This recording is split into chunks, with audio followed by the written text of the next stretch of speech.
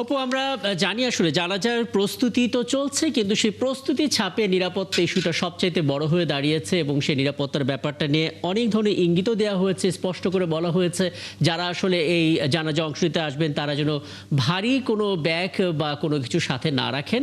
এবং একই সঙ্গে আমরা জানতে পারছিলাম সকাল 10টা থেকে খেজুর বাগান ক্রসিং এবং মানিক মে এভিনিউ পর্যন্ত সড়ক চলাচল বন্ধ রাখা হতে পারে।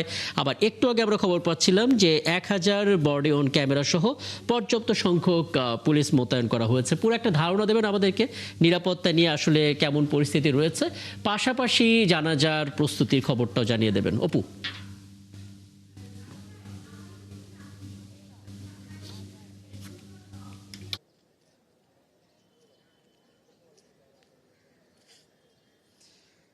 দুপুর ২টায় কিন্তু ওসমান হাদির যে মরদেহ আজকে জানাজা যেটি অনুষ্ঠিত হবে দুপুর ২টায়, তার মরদেহ কিন্তু গতকালকেই বাংলাদেশে এসে পৌঁছেছে সন্ধ্যার পরে।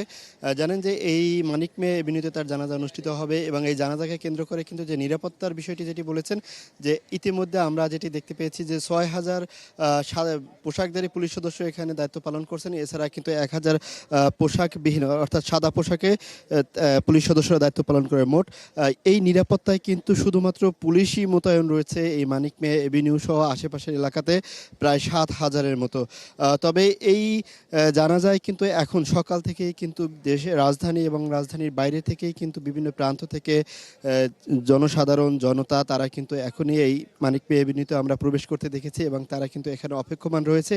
এবং এই মানিক মে এভিনিউ সব ধরনের যান চলাচল কিন্তু বন্ধ করে দেওয়া হয়েছে এবং দুই পাশেই কিন্তু বাঁশের ব্যারিকেড দিয়ে কিন্তু মানুষকে চেক করে তারপর কিন্তু তারা ভিতরে প্রবেশ করতে দিচ্ছেন। এবং আমরা আগেই যেটি আপনি বলেছিলেন যে এখানে ভারী কোনো ব্যাগ অথবা ড্রোন উড়ানোর বিষয়ে কিন্তু অনুরোধ করেছেন যা এটি না করা হয় এবং যারা আসছেন তাদেরকেও বলা হয়েছে, আগ থেকেই জানানো হয়েছে যে কোনো ভারী ব্যাগ নিয়ে এই মানিক মে এভিনিউতে জানাজায় অংশ নিতে তারা না আসেন, সেই বিষয়টা কিন্তু সরকার থেকে অনুরোধ করা হয়েছে।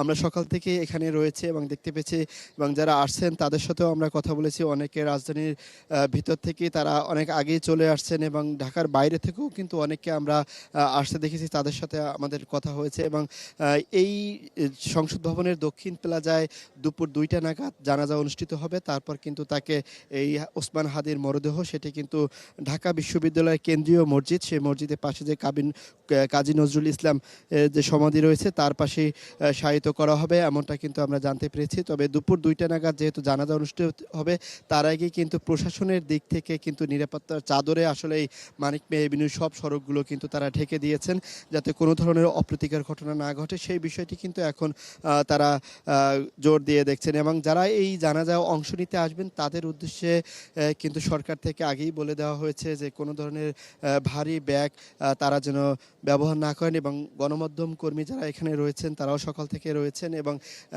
ড্রোন উঠানোর বিষয়টি কিন্তু বিধিনিষেধ দিয়েছেন যে কোনো ধরনের ড্রোন এই মানিক মে এভিনিউতে উড়ানো যাবে না, সেই বিষয়টি কিন্তু আগ থেকে বলা হয়েছে। জানেন যে গতকাল কিন্তু হাদির মরদেহ হযরত শাহজালাল আন্তর্জাতিক বিমানবন্দরে সন্ধ্যা নাগাদ এসে পৌঁছায় এবং তাকে কিন্তু এখন কিন্তু হিমঘরে রাখা হয়েছে। এবং এর আগে যে দুর্বৃত্তদের গোলা ছুরিতে মোটরসাইকেল যোগে যখন দুর্বৃত্তরা তাকে গুলি করেন, এরপরে কিন্তু তাকে ঢাকা মেডিকেল হাসপাতালে নিয়ে যাওয়া হয়, সেখান থেকে কিন্তু চিকিৎসার জন্য এবার কেয়ার হাসপাতালে নিয়ে যাওয়া হয়, তারপর উন্নত চিকিৎসার জন্য তাকে কিন্তু সিঙ্গাপুরের জেনারেল হাসপাতালে নিয়ে যাওয়া হয়। এরপর কিন্তু তার মৃত্যু হলে চিকিৎসাধীন অবস্থায় তারপর কিন্তু এই বিক্ষোভে ফেটে পড়েন এই রাজধানী সহ সারা দেশেই কিন্তু বিক্ষোভ অনুষ্ঠিত হয় এবং এখন আমরা আসলে পুরো পরিস্থিতি দেখতে পাচ্ছি, আপনার মাধ্যমে জানাজার প্রস্তুতির খবরও জানলাম এবং একই সঙ্গে আসলে নিরাপত্তার ব্যাপারটা ধারণাও পেয়ে গেলাম।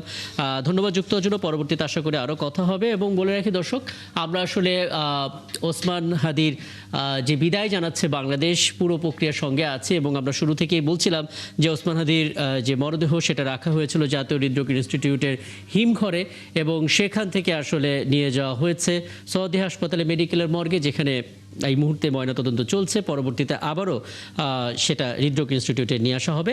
বলে রাখি, যেখানে আসলে চিরনিদ্রায় শায়িত করা হবে এই জুলাই যোদ্ধা হাদিকে জাতীয় কবি কাজী নজরুল ইসলামের কবরের পাশে, সেই সমাধিস্থলে আছেন আমাদের সহকবি রায়হান কবির, যুক্ত হচ্ছেন আমাদের সঙ্গে।